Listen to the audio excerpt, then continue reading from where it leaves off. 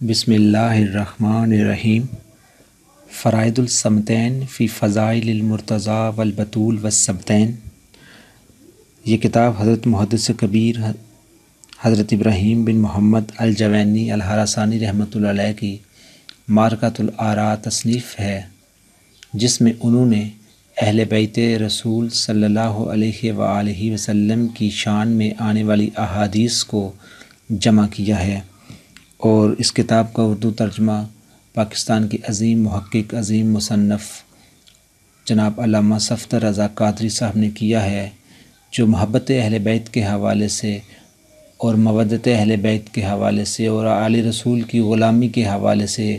اپنا ایک علیحدہ مقام رکھتے ہیں۔ حضرت محدث کبیر اس میں ایک حدیث نقل کرتے ہیں مولا کائنات کے حوالے سے، جس میں حضور نے یہ تعلیم دی ہے، یہ حکم دیا ہے کہ حضرت علی کو کسی بھی دوسرے شخص پر، خواہ کوئی صحابی ہے یا کوئی اور ہے، اس پر قیاس نہ کیا جائے۔ اس حدیث میں حضرت عبداللہ بن عباس کی روایت ہے، رسول پاک صلی اللہ علیہ وآلہ وسلم نے حضرت عبد الرحمن بن عوف سے فرمایا، اے عبد الرحمن، تم میرے صحابی ہو، اور علی بن ابی طالب مجھ سے ہے اور میں علی سے ہوں۔ جس نے اس کو غیر پر قیاس کیا، اس نے مجھ سے جفا کی، اور جس نے مجھ سے جفا کی، اس نے مجھے اذیت دی۔ اے عبد الرحمن، اللہ تعالیٰ نے مجھ پر کتاب مبین نازل فرمائی اور مجھے حکم دیا کہ میں لوگوں سے بیان کروں جو ان کے متعلق نازل ہوا ہے، سوائے علی کے،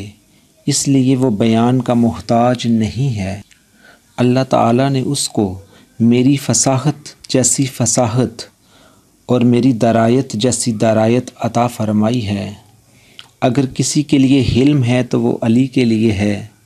اور اگر کسی کے لیے عقل ہے تو وہ حسن کے لیے ہے،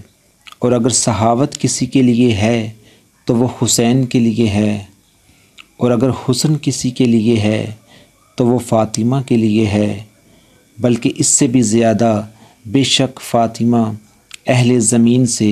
وجود میں، شرف میں، کرامت میں سب سے زیادہ بہتر ہے۔